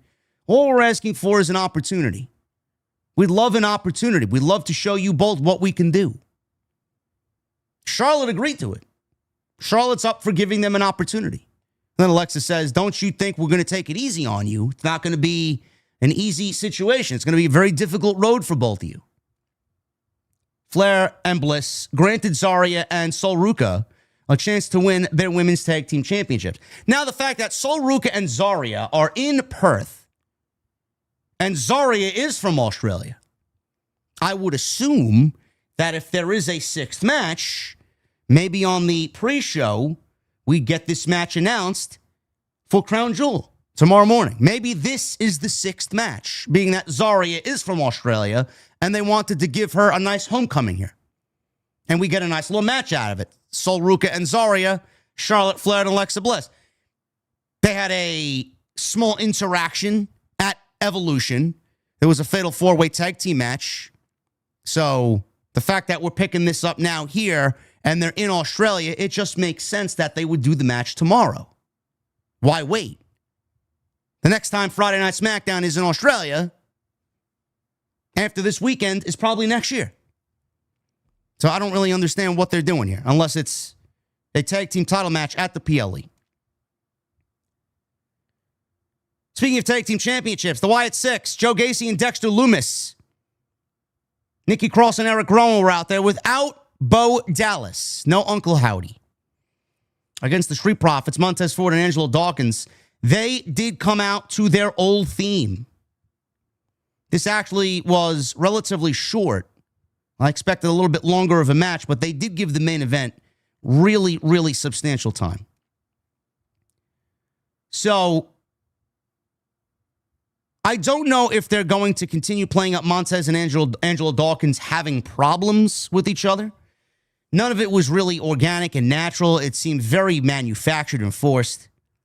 They didn't really do anything to document that they have problems. We didn't even get a situation where we could look at it and say, oh, man, there's trouble in paradise there. All of a sudden, one week they were together. The next week they got problems. Like, what happened? Nothing really was told on television. So the match got going right away. Gacy and Lumis ran into the ring and immediately began to take down Dawkins and Ford. Things settled down. Bell rung. Profits had the upper hand. They threw some offense at Joe Gacy. Outside the ring, Dawkins barreled through both Gacy and Lumis, which sent the two Wyatts into the timekeeper's corner. We go into another commercial break. Profits are in control. We come back from the break. Wyatts have Montez staggered in the corner, ready for a double suplex. Dawkins emerged, and this spot was fucking great and really popped the crowd. Dawkins comes over, and he picks up Gacy and Lumis, and he's carrying them both on his shoulders, where Montez goes off the top rope and then delivers a double blockbuster on both Gacy and Lumis. Great spot. Pop the crowd. Cover. Nikki Cross put Gacy's foot on the bottom rope. Referee didn't see it. B-Fab comes over, attacks Nikki Cross, throws her into the steel steps. Eric Rowan stood behind B-Fab, which allowed Cross to go on the attack with a Luthez press on B-Fab. Dawkins then launched over the top rope to take out Rowan so that he wouldn't put his hands on B-Fab. Montez was the legal man. He goes up top, hits the frog splash, but he misses. Loomis pulled Gacy out of harm's way, which caused Ford to hit the mat hard. Wyatt's finished things off with their finish, which they call the Plague. And they retain the Tag Team Championships after a 1-2-3. Now, the match itself was very short, but it was not the story. The story here was, after the match was over, the Wyatts are standing in the ring, and all of a sudden, with the lights out, the MFTs jump onto the apron. Tamatonga, Tangaloa, JC Mateo, and Tola Tonga all jump on the apron, and they get into the ring, and it's almost like they wanted to recreate the Shield on the Wyatt family from many, many moons ago. They didn't even touch. They stood there. The Shield and the Wyatts did. Remember that. They didn't even touch. It was on Monday Night Raw. They got in the ring face-to-face, 3-on-3. Crowd chanted, holy shit, holy shit. They didn't even throw a fucking punch. One of the best moments of the decade from Monday Night Raw back in that Shield Wyatt era. Incredible. And the six-man tag team match that took place at the Elimination Chamber that year was fucking great. One of the best triple threat, one of the best six-man tag team matches in WWE history. They tried to recreate this here with the MFTs and the Wyatt Sicks. Now, if you watched on Netflix internationally, you would have heard chants of holy shit, holy shit, holy shit. Perth, Australia gave them the proper reception. They were excited to see it. For whatever reason, Perth was excited to see it. I guess because it was unexpected and they didn't expect that to happen. So it was a nice, oh shit. We got this group. They look intimidating. We got the Wyatts who look intimidating. That's what we need. Faction warfare. Like the MFTs, they want to be the only faction to exist on Friday Night SmackDown. Can't do that when the Wyatts also exist and are the tag team champions on top of that. So if you watch the Netflix airing of SmackDown earlier, chants of holy shit, holy shit.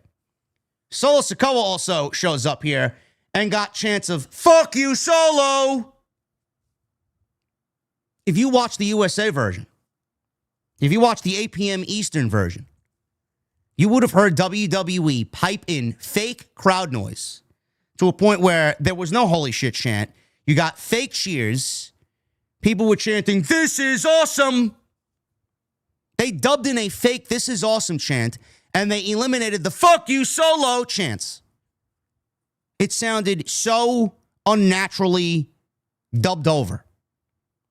And it sucked. It took away from the moment. Like, I understand WWE is going to eventually censor it anyway, but you just took away, you lessened the moment. Like, you took a genuinely excited, organic, natural crowd reaction that they gave you their genuine reaction to. And you fucking killed it by dubbing fake crowd noise over it, where it obviously sounded produced and fake. Like, we already have enough fake reactors. We don't need fake crowd noises. It's awful. It's cringe. Stop it. Ridiculous. Like, if you don't want to embrace the pro wrestling crowd, I'm sorry, bro. Like, this is a fucking dirty sport. I don't get it. It's only a fucking chant. Like, they don't use these holy shit, holy shit. Like, you don't use shit in a normal setting every single day. The fuck do you think you do every morning? We sit on the fucking toilet. You take a shit. Holy shit. Match was quick. Nothing really crazy to talk about. Tag team division's really fallen off. Where is DIY? Where is Fraxium? Where are all the tag teams on Friday? What happened to them? Looks like the MFTs are going to be the next in line for the Tag Team Championships. And to really solidify the MFTs, I can see the MFTs beating the Wyatts for the Tag Team titles. They think that's what's going to solidify the MFTs as the group. You know, instead of doing a women's War Games match where it's just naturally just fucking, it's not necessary. You should do 2 men's War Games. The Vision versus the Babyfaces, who are opposing the Vision, and then you should do the Wyatts versus the MFTs. If you want to build it up, it's October 11th. Survivor Series isn't for another 6 weeks. Build it up. It would make more sense than putting random women in a fucking War Games match and calling it War Games. Miz was backstage. Talked about his betrayal of Carmelo Hayes on SmackDown last week. He called himself the Spotlight, and that Hayes blew it. And then he says, Miz, is the Spotlight. He puts everybody over, gets everybody over. He is the main event. And then he tells Melo that Melo usually says, Melo, don't miss. Melo, you missed. Crowd oohed and awed. And then he tells Kathy Kelly, for a journalist, you didn't remember my birthday. Some journalist you are. Miz's birthday was this week. Happy birthday, Miz. Main event. Last man standing match here. Damian Priest and Aleister Black. Only way to win is to incapacitate your opponent where they cannot stand up by the count of 10. They did everything that they could to show brass and show management that maybe you should have put us on the Crown Jewel show, huh? So we get entrances here. This looks to be the ending of the feud, hopefully. Last man standing matches or gimmick matches in general usually tend to be blow-offs for feuds. So Priest and Black, bell rings. Priest is beating up Black in the corner before he threw him over the top rope. Immediately, as soon as the bell rings, we get the fucking crowd. We want tables! Shut the fuck up! The worst chant in all pro wrestling. We want tables! Every time there's a no DQ match. Wrestling fans are the dumbest species walking among us. Priest pulled out a kendo stick from underneath the ring, got caught by surprise with a kick from Black. Priest recovered, and he beat up his opponent. Takes the top half of the steel steps. As we get back into the fight, they make their way up through the entryway. Go into a commercial break. Steel steps are in play. Priest to Black with the steel steps right ahead of the commercial break. So we come back from the break. Priest sent Black crashing into the barricade with a big Irish whip. Referee began his count. Black managed to get himself back to his feet, ran back into the ring. Priest connected with an elevated flatliner on Aleister before he set up the bottom half of the steel steps in the middle of the ring. They loved using the steel steps here. Priest looked for a superplex onto the steps, but Black escaped and instead sent his opponent face first into the steps with a beautiful leg sweep. Priest wanted to hit South of Heaven on Black right onto the steps, but he couldn't connect with it. Black headed up top, and he delivered a Meteora on Damian Priest on top of the steps. That was a great spot. Really good-looking spot. That was not enough to keep Priest down for the 10 count. So now the steel steps are turned on its side. Priest threw Black face first into it. Then we go to the outside. Priest was thrown against the steel steps as his neck bounced off of it. Priest recovered, shoved Black on top of the commentary table, and we go back into another commercial break. We come back.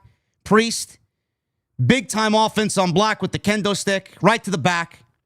He tried an old-school style move. Black kicked Priest upon landing, which sent him out of the ring.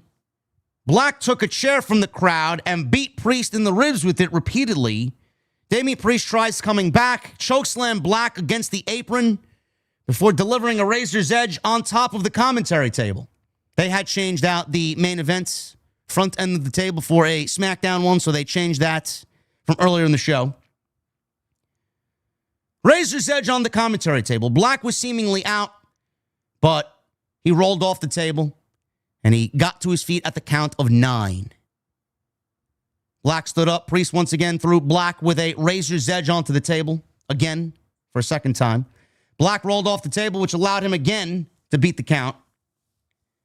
The fight goes into the crowd now. Priest took Black to a set of production crates in the crowd.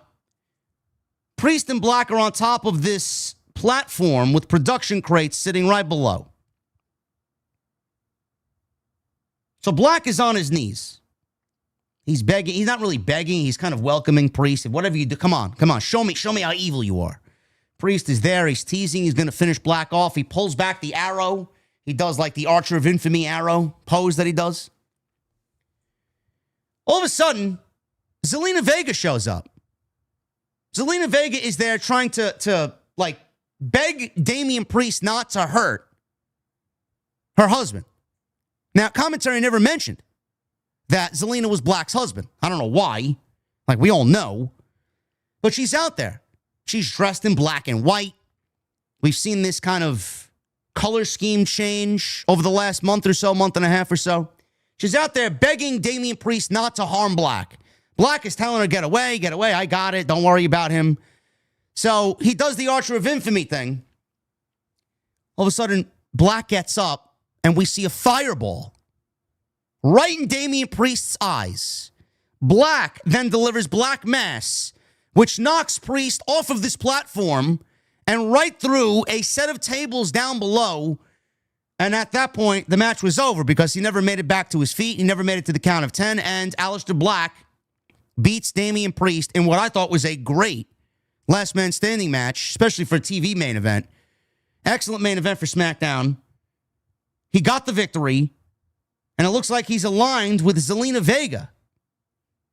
So she made her return with this, I don't want to say it's a gimmick change, but she's not donning the colorful hair and looking like a Mercedes Moné cosplay with the Puerto Rican color scheme all over her outfit. She's now black and white. She looks like an evil mistress or an evil counterpart to her husband, Aleister Black, which is great. I think that works. This is something that we've been asking for. If they weren't going to pair, it's funny how they didn't pair Zelina back up with Andrade, but they have no problem pairing Zelina up with her husband, Aleister Black, which would have solved all of his problems. Regardless, Zelina needed something new. Zelina needed something organic. Zelina needed something that wasn't what she was doing. This is it. Black needed something to work off of. Black needed something to bounce off of. This is going to be great. He needs this. The natural chemistry that's going to be had there. The promos that are going to be had. Zelina is a very good promo. Aleister is a very good promo. You pair them together, man, they could be unstoppable. This could be exactly what takes Aleister Black to the next level. Whatever that next level is. I'm just glad to see him finally moving somewhere. It felt like he was stagnant, not in the middle of anything, no real storylines. He needs to really get back to what he used to be. I'm not feeling that yet from Aleister Black. This may be that turning point finally for him to get to that next level. I thought this was a great main event. They did everything that they could to show you why they should have been on the PLE. The fireball spot was nice because we don't see that type of thing in WWE. This was not like an ordinary plunder match. They look to be a little bit more creative in their offense. They use the steel steps a lot. You know, a last man standing match is, it takes a lot of thinking to be unique in a last man standing match. There's no pinfalls. Like, how do you make it exciting? I thought they did a very good job with that, and I think pairing Aleister Black with Zelina Vega is absolutely the right creative move. And it looks like they're making some subtle changes to the show as far as character development, getting pieces in play to where they belong. They use their roster instead of dipping into the NXT talent pool. Yes, we did see Sol Ruca and Zarya, but they didn't really have an impact on the show. They weren't wrestling. We saw them wrestling a couple of weeks ago. We saw Javon Evans 2 weeks in a row wrestling. Like, bro, stop using NXT. You got your own roster. It may be thin. It may be lacking. It's not as deep as Monday Night Raw's roster, but use your roster. I think they did a very good job of using their roster and getting some pieces in play to set up for future storylines. I thought SmackDown was a good show. It wasn't better than Raw, but it was a good week for WWE television. Now, a show like this is not going to bring people back in droves to watch Friday night, but WWE needs to get back to doing what they were doing very well. That is telling stories. Hopefully that's the start of it now on Friday night. Man, the Tigers and Mariners are in the 13th inning, huh? Oh, man. I don't know who I'm pulling for, man. I don't really care for either team, but I think the most dangerous team in the playoffs out of the two would probably be the Mariners. So we'll see what happens there. But thank you guys very much for all your support, man. Thank you for hanging out with me on this Friday night. This was a very good stream. We had almost 2,100 people in here for Friday night. That's good. It's better than what we have been doing. So thank you guys very much for that. We got 681 likes. I'd love to get at least another 120. So if you guys are in the chat and have not hit the thumbs up, I'd love to get to at least 800 tonight for the SmackDown Post Show. Super chats are open. Get them on in. We'll hang out at the end of the show. And that's going to come up in a little bit. And I want to, again, thank you very much for joining me here on this Friday night. I know Friday nights haven't been exciting, but you guys have done a very good job tonight of bringing the excitement. Tonight we're sponsored by Blue Chew. BlueChew.com. Code JD at checkout. All you guys got to do is pay the $5 shipping and handling. It's the last stop before Crown Jewel, guys. WWE's in Perth, Australia this weekend. And let's be honest, some of these guys are about to fly halfway around the world just to have 5 minutes in the ring. Don't be that guy in your main event. That's where Blue Chew comes in. Blue Chew delivers chewable tablets that give you performance. The kind of performance and the kind of creative push that half of the roster wishes they had. Stronger, harder, longer lasting. It's like main event stamina in a tablet. If you want to go the distance like Gunther, not gas out like Tony Khan trying to book a logical story on Dynamite, Blue Chew has got your back. Or other regions. Last time I tried one of Blue Chew's tablets, my junk demanded entrance. Pyro got its own theme song and called itself the Tribal Chief of the Bedroom. I didn't even need Paul Heyman because this was a one-man bloodline. Guys, this isn't just about performance. This is about legacy, or what I like to call a third leg-a-see. When you lay it down, give her group chat something to talk about because nothing says main event like a Blue Chew comeback. And I've got a special deal for all of our listeners. As always, get your first month of Blue Chew free. Courtesy of the podcast, just use promo code JD at checkout and pay the $5 for shipping and handling. That's it. Join Blue Chew's mission to upgrade humanity one thrust at a time. Head to BlueChew.com for details and safety info. And big thanks, as always, for my great friends over at Blue Chew for sponsoring the podcast right here on Off the Script.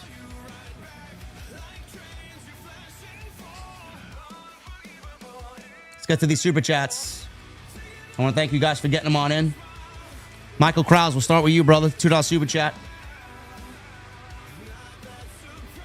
JD OTS, JD, thank you for all you do. Let's go. Yeah. Thank you, brother. Joey Taylor with a 2. Cody versus Jacob for the WWE title soon. Take my money. Yeah, I don't know when or where, but Jacob Fatu will be a WWE champion someday for sure. Michelle Moran with a 5. Is WWE mirroring AEW face versus face and Cody versus Fatu and heel versus heel and Wyatt versus MFTs? And how do you feel about putting Ice Cold Austin Theory in the Vision? I am not a fan of Theory in the Vision at this moment. In fact, I would bypass Theory and put Ethan Page in the Vision. I wouldn't get too excited about a Cody Fatu feud yet. I think it was just more of a situation where WWE's trying to tell you that Jacob Fatu's going to be at that level. I don't think he's going to be at that level with Cody in a match with Cody, but Jacob Fatu's going to be a WWE champion in the future. Reiki Wizard 777 with a Australia $31 super chat. The fans behind Damian and Black at the end of the Last Man Standing match and the medical staff are Sydney independent wrestlers. As someone who sees them often in the Sydney Indies, I was so happy for them. It's very interesting. I guess WWE put those people there because that's where all the, I guess, hottest action was. They would never do that fire spot in front of a general audience, like a family. So they needed some professionals there to kind of make sure everything was all right. Devil Jinx with a 6 months. Hear about the beer made out of rabbits and kangaroos. It's all hops. It's not a beer for me, brother. I do not like a hoppy beer. In fact, I hate overly hoppy beers. Celebrating 7 months of sobriety and 6 months of being in the OTS family. Andale, andale, arriba! Thank you for 6 months of membership, brother. Appreciate you. Sidro with a 5. A priest, a pastor, and a rabbit entered a blood donation clinic. Nurse asks the rabbit, "What's your blood type?" The rabbit replies, "Probably a type O."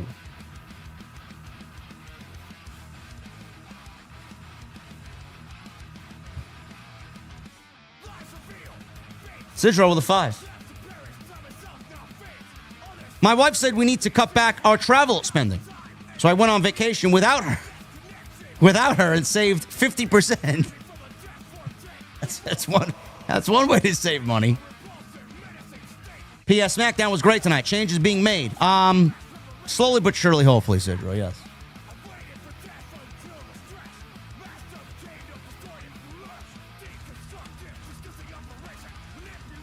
Sidro with a 5. How do mathematicians make music?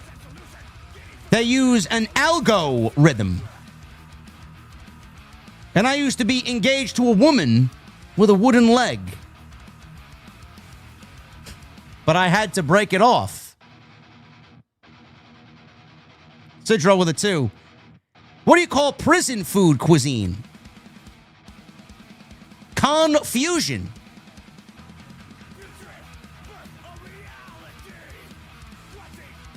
Sidro with a 5.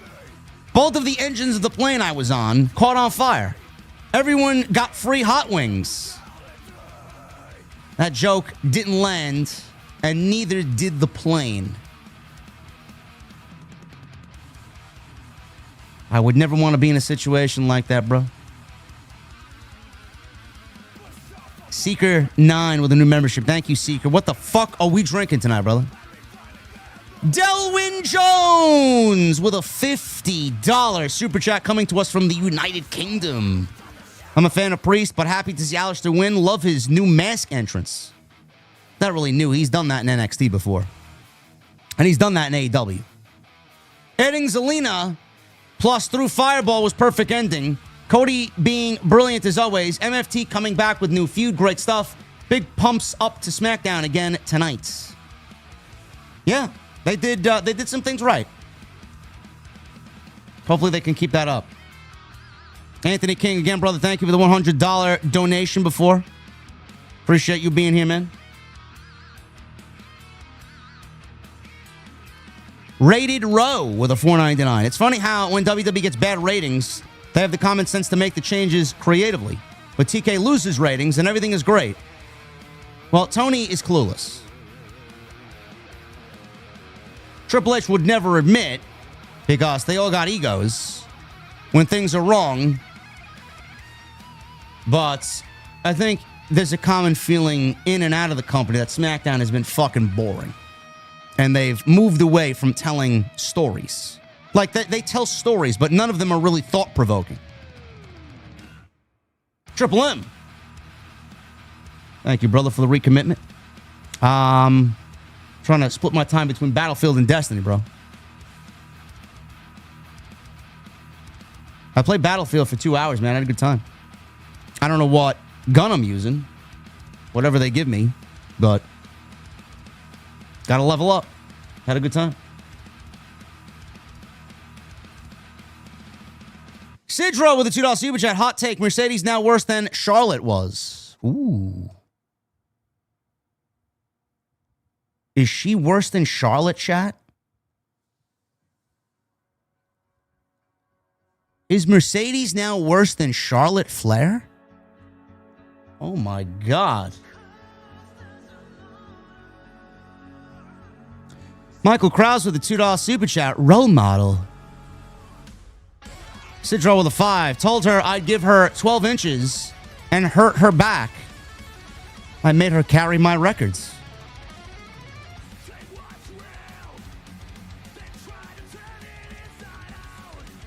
Here to ask for your daughter's hand. Dad says, why? I say, cause I'm tired of using mine.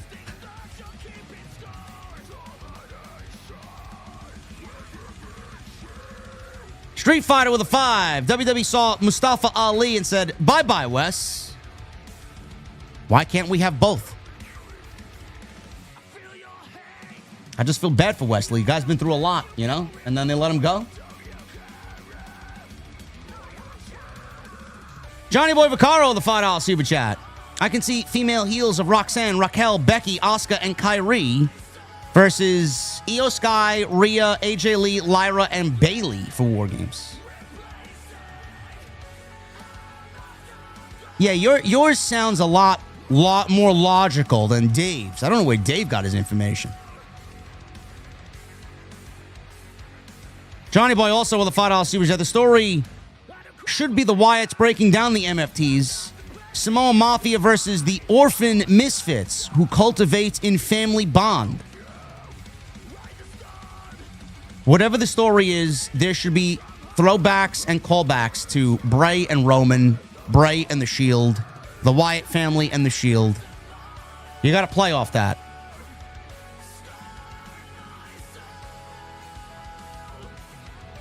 Triple M with a 26 months. Finally back as a VIP. Officially 26 today. Going to celebrate my birthday with a nice drink.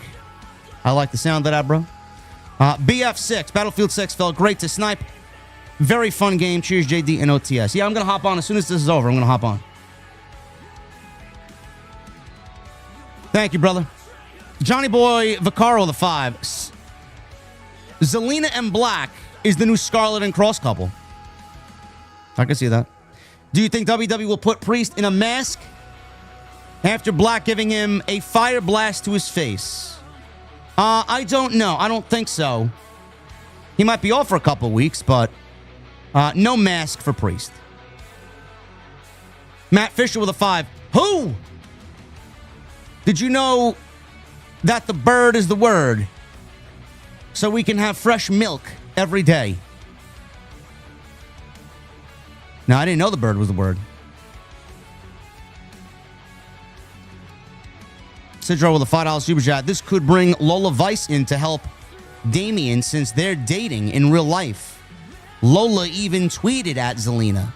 At this point, they should make it a mixed tag team division. Bro, Zelina and Black are married.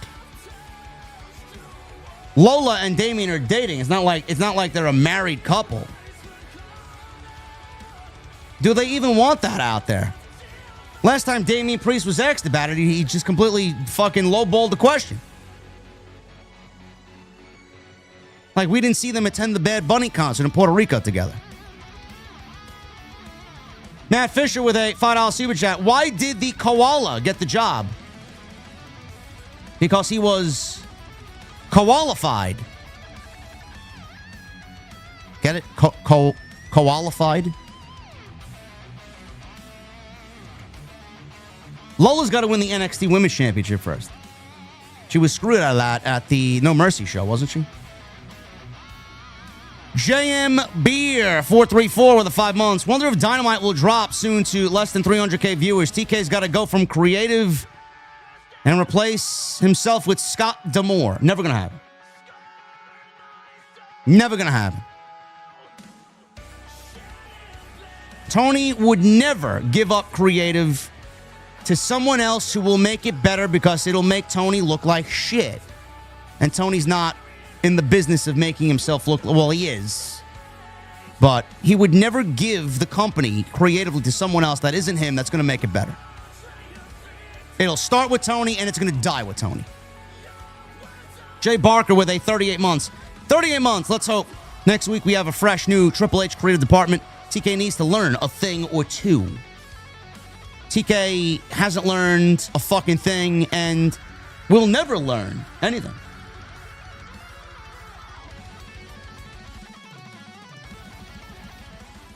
What happened in the baseball game? The Mariners are finished? 14th inning. Wow. 14 innings, bro. Holy shit. That is crazy. They don't have that stupid rule where the guy starts on second base, huh? They don't have that stupid rule where they start the inning with someone on base. I fucking hate that rule. What a dumb fucking rule. Captain Solo with a $2 super chat. I can tolerate Charlotte more than Mercedes now. Wow. Don Parker with a $10 super chat. SmackDown was a good show tonight. If Road Dogg needs inspiration for a story, he should seriously watch footage of his dad, Bullet Bob Armstrong. Rest in peace. He was a great storyteller. They ditched it in the postseason, huh? Yeah, that rule fucking sucks. They should ditch it completely. It's fucking retarded. It's an easy way to lose a game when you shouldn't. It's an unfair advantage.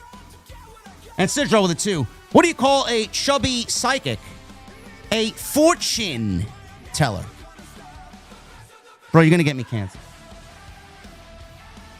There's a lot of fortunes out there. Some in the community. Anyway, thank you guys for a great stream tonight, man. I thank you guys very much. I know Friday isn't the most exciting night, but you guys made it worthwhile. Thank you very much. We are back in my mother's basement for the duration of the winter. We'll be splitting some duties between my mother's basement and the OG venue. I feel like we need to get some new scenery, huh? I feel like it's about time, you know? Anyway, thank you guys very much. Follow me on social media at JDfromNY206, Twitter, Instagram, TikTok, and Cameo. Hit that subscribe button down below and turn on the bell for all notifications. Make sure you guys go check out all the content on the channel, plenty of it. I'll be back live with you in about 7 hours. Actually, not 7 hours. I'll be live tweeting you in 7 hours. I'll be live with you around 2 o'clock Eastern. Hopefully you guys know what to do there. Filter on into the venue, grab a seat, RSVP. We'll talk some Crown Jewel. Keep an eye on social media, though, at JD from NY206. Hit that thumbs up and leave me a comment down below. All helps us out in the YouTube algorithm because we love being in the YouTube algorithm. Guys, I'll see you tomorrow afternoon live for the Crown Jewel Post. And I'll see you live on Twitter, 8 a.m. sharp with my cup of coffee for Crown Jewel tomorrow. We'll do it up, man. I'll see you guys then.